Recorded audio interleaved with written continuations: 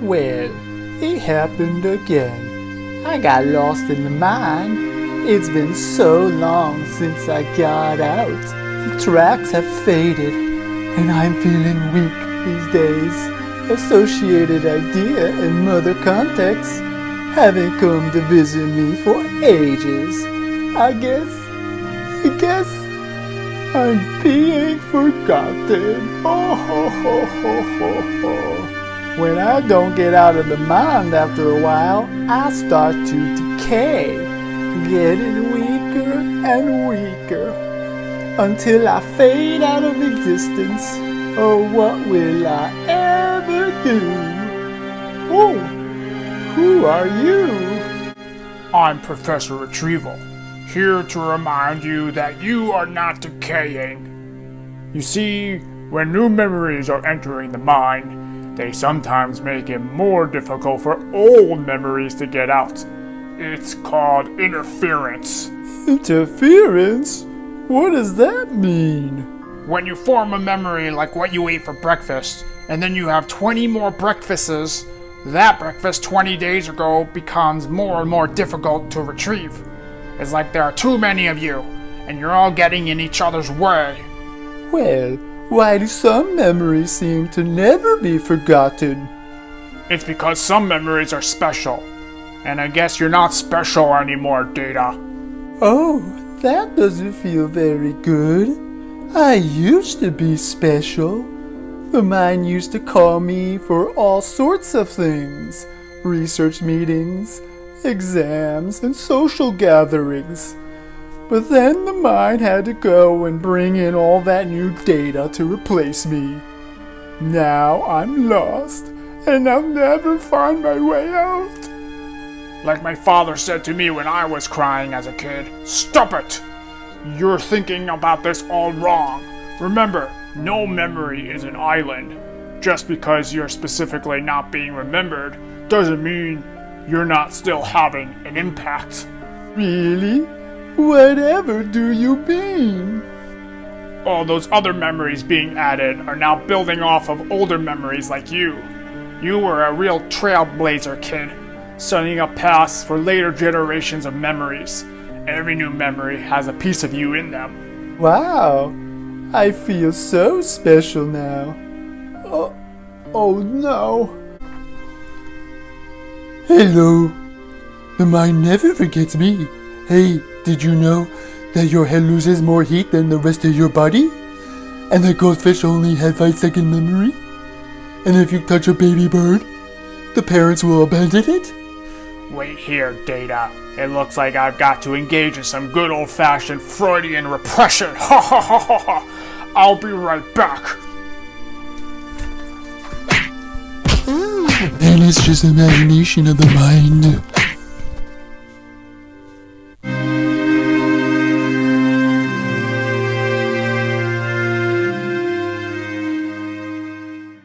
When we think about forgetting, we often consider what may be called pathological forgetting. That is, when we're unable to retrieve previously stored memories due to neurological injury or disease.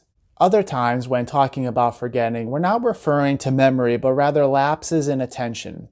Not recalling where you put your keys, misplacing your wallet, being unable to recall the name of someone you just met. These kinds of forgetting are often due to a failure in allocating sufficient attentional resources at these times, rather than a problem specifically related to memory storage and retrieval. But what about so-called normal forgetting? The kind of forgetting that happens when we actually stored a memory but can no longer recall it. Before discussing theories of forgetting, it may be helpful to talk about the different kinds of normal forgetting. First, there is the complete loss of a particular memory. In these instances, we don't even remember that we've forgotten something. There are a lot of memories we simply never recall again and won't even notice it. This kind of forgetting is similar to the kinds of memory losses associated with retrograde amnesia. The major difference, however, is that this shouldn't happen to important memories that are of personal significance. It's also a kind of forgetting that will likely go unnoticed by others. If others become surprised that you're not remembering something, and if this begins to happen with some regularity, that would be a cause for concern. But many memories will be forgotten and not have any impact on us. I can remember that I had an egg sandwich on a bagel this morning. In a year, and probably much sooner, I'll never recall the memory of this episode ever again. Second, there is the kind of forgetting that we are aware of, and this comes in two forms. One has to do with a feeling of familiarity. This can be with a person, an experience, or some information we read. We have this sense that we've seen this information before, but can't place where. This is related to the concept of source confusion that we discussed in a previous video.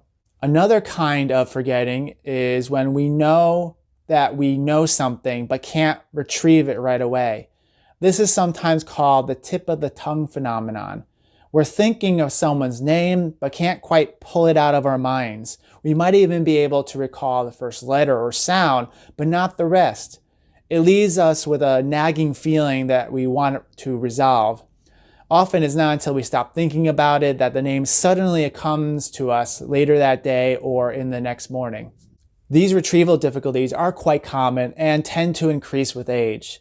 There are some neuropathological conditions that can cause retrieval problems as well, especially conditions that affect white matter tracts of the brain, such as in cerebrovascular disease, as well as other subcortical diseases such as Parkinson's. The key difference between normal and pathological retrieval problems concerns the frequency of these difficulties, whether there's notable worsening in a relatively short period of time, and if such retrieval deficits make it difficult to function in one's everyday life.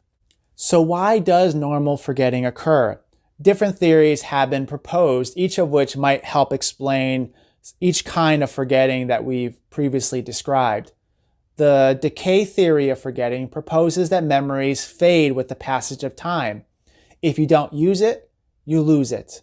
The greatest amount of decay likely happens right after you form such a memory, since such memories remain fragile and more susceptible to disruption. Following the initial period of decay, the rate of memory loss decreases. This is known as the Ebbinghaus forgetting curve, which looks something like this.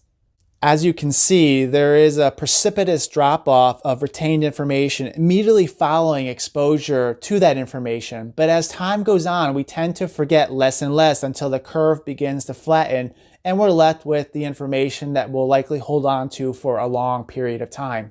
Why does decay happen? Perhaps the best explanation has to do with the fact that connections among brain cells begin to weaken when not used. The information of new memories involves a process called long-term potentiation, whereby patterns of synaptic activity produce lasting signal transmissions between neurons.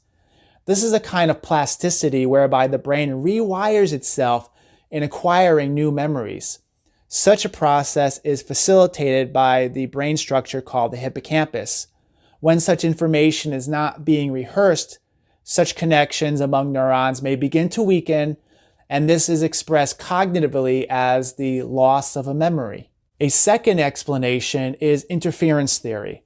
According to this theory, forgetting results from acquiring new information, which impedes the retrieval of old information.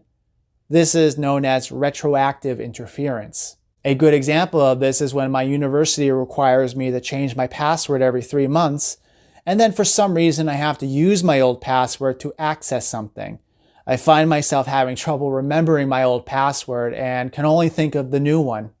Another example is in language learning.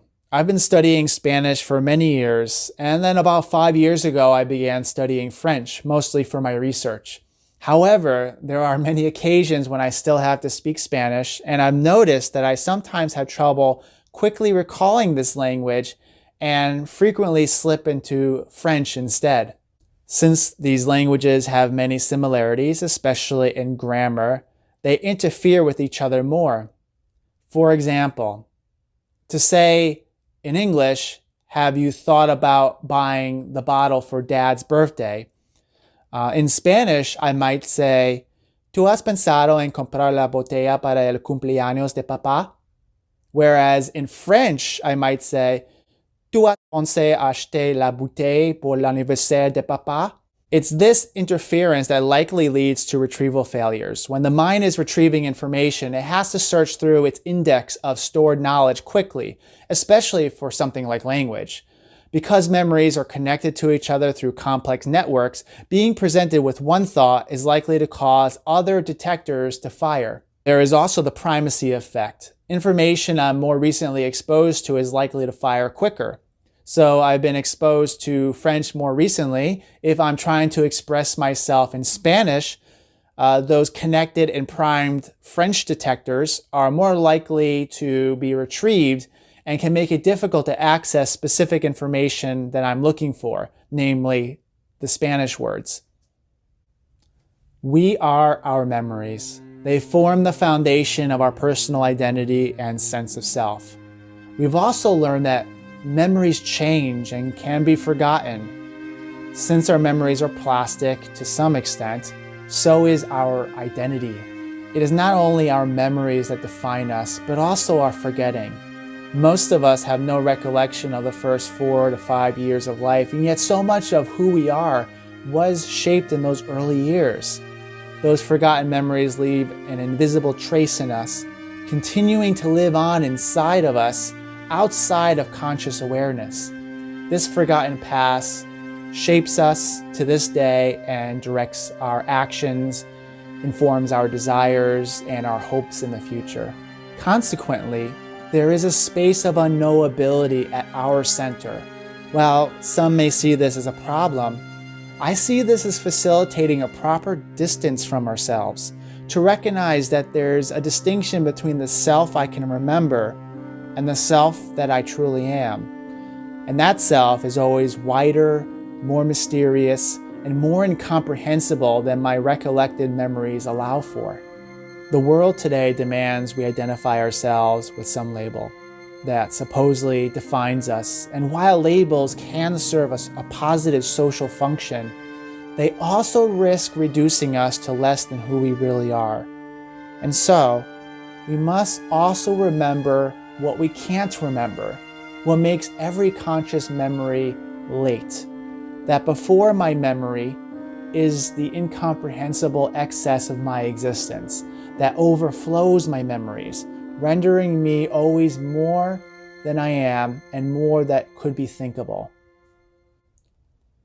Thank you for watching. If you like this video and want to see more, please subscribe, and there's a playlist here of previous videos from the Cognitive Psychology series. I'll see you next time. I'm Professor Retrieval.